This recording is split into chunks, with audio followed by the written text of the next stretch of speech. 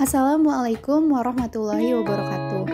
Perkenalkan, kami dari kelompok 7 mata kuliah Ekonomi Manajerial yang diampu oleh Ibu Rara Sri Yogas Numurti SEMM. Di sini kami akan menjelaskan materi teori produksi. Nah, anggota dari kelompok kami itu yaitu saya sendiri, Rafika Azwina, dan teman saya Niza Utami dan Fajar Sitanggang. Baiklah, untuk materi yang pertama akan dipaparkan oleh teman saya Niza Utami. Baiklah, di sini saya akan sedikit menjelaskan materi mengenai fungsi produksi, produk total rata-rata dan marginal, serta the law of diminishing returns. Fungsi produksi menggambarkan jumlah input dan output, baik itu barang maupun jasa, yang dapat dihasilkan dalam satu waktu periode. Fungsi produksi untuk memproduksi barang atau kuantiti untuk dua variabel independen dapat diformulasikan sebagai Q sama dengan FKL yang menunjukkan berapa jumlah maksimal barang, atau Q yang dapat diproduksi dengan menggunakan berbagai alternatif kombinasi input modal atau K dan tenaga kerja atau L. Selanjutnya itu fungsi produksi satu input satu output. Nah, fungsi produksi satu input satu output adalah fungsi produksi yang menggambarkan hubungan antar satu input tenaga kerja dan satu output atau satu produk.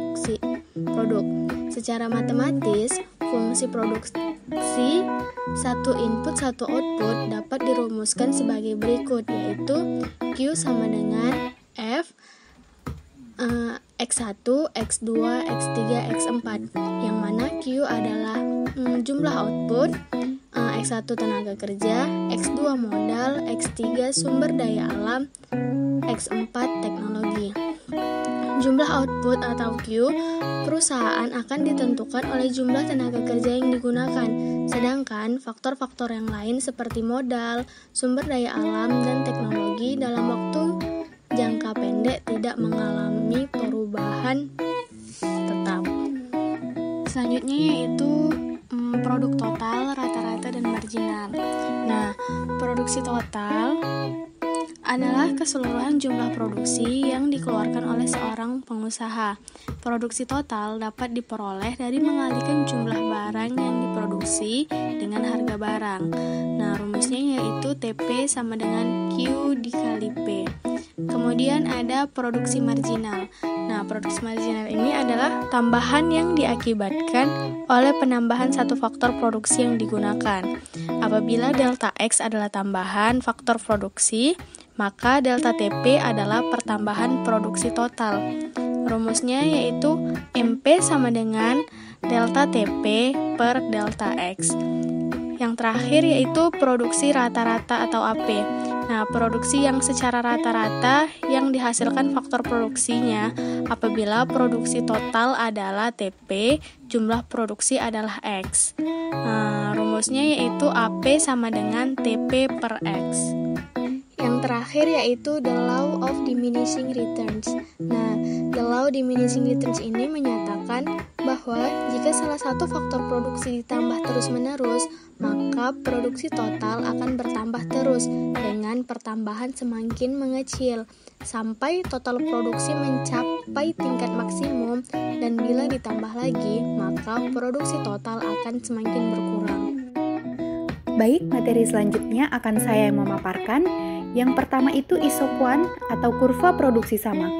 Isokuan merupakan kurva yang menunjukkan berbagai kemungkinan kombinasi faktor-faktor produksi yang menghasilkan tingkat produksi yang sama.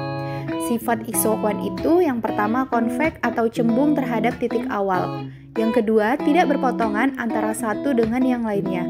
Yang ketiga, semakin jauh kedudukannya dari titik asal, maka penggunaan faktor produksi semakin besar dan produksi yang dihasilkan juga semakin tinggi. Yang keempat, bentuk isokuan tidak asimetris terhadap sumbu Y dan X karena kemampuan suatu faktor produksi untuk menggantikan faktor produksi lain agar menghasilkan volume produksi yang sama adalah terbatas. Yang terakhir, perbedaan isokuan dan kurva indiferen adalah jumlah hasil produksi yang dicerminkan isokuan dapat diukurkan, sedangkan besar daya guna pada kurva indiferen tidak dapat diukur. Selanjutnya, marginal rate of technical substitution. Marginal rate of technical substitution atau MRTS merupakan perbandingan antara MPL dengan MPK. MRTS adalah suatu kondisi di mana perusahaan dapat mengganti satu unit tenaga kerja dengan sejumlah unit input lainnya untuk mendapat tingkat output yang sama. MRTS ini merupakan slope kemiringan dari kurva isokuan pada titik tertentu yang besarnya sebesar MPP kali MPPY sama dengan MRTS. Penurunan output akibat penurunan penggunaan jumlah modal dapat dihitung dengan menggunakan persamaan rumus berikut.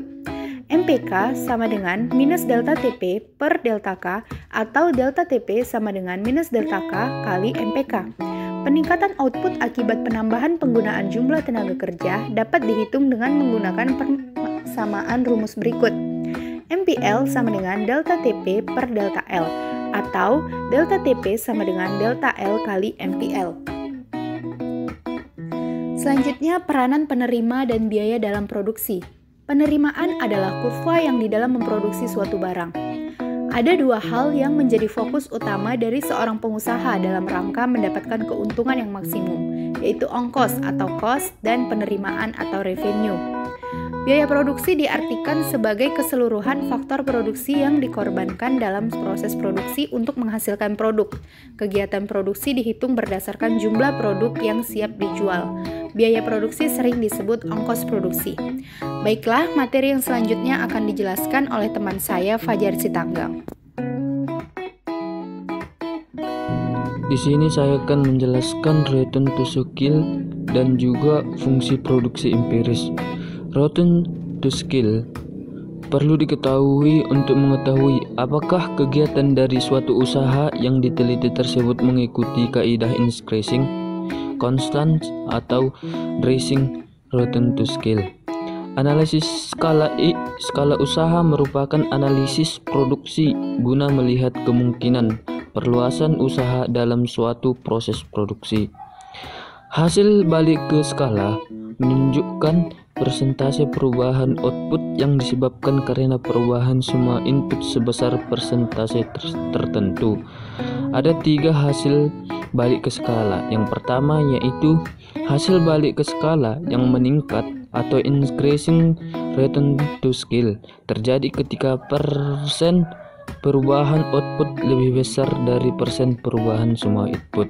Dan yang kedua yaitu hasil balik ke skala yang konstan atau constant return to skill terjadi ketika persen perubahan output sama besar dengan persen perubahan semua input.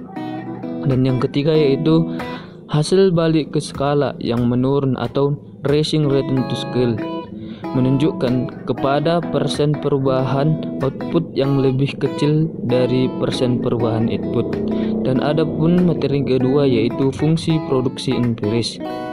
Fungsi produksi yang secara umum digunakan dalam estimatis empiris adalah fungsi pangkat dari bentuk Q sama dengan K besar, A besar, K A besar, A kecil, L besar, B kecil, di mana Q dan K dan L mengacu pada kualitas output, modal dan tenaga kerja, dan A besar, A kecil, serta B kecil adalah parameter yang akan diestimatis secara empiris. Fungsi produksi Cox-Douglas dapat diestimasi dari data untuk suatu perusahaan industri atau negara sepanjang waktu atau menggunakan analisis deret waktu atau untuk sejumlah perusahaan industri atau negara pada satu titik waktu atau menggunakan data kerat atau lintang. Terima kasih untuk teman-teman yang udah menonton video ini sampai akhir. Mudah-mudahan materi yang kami berikan dapat bermanfaat untuk teman-teman semuanya. Lebih dan kurangnya kami mohon maaf. Jangan lupa di like. Wassalamualaikum warahmatullahi wabarakatuh.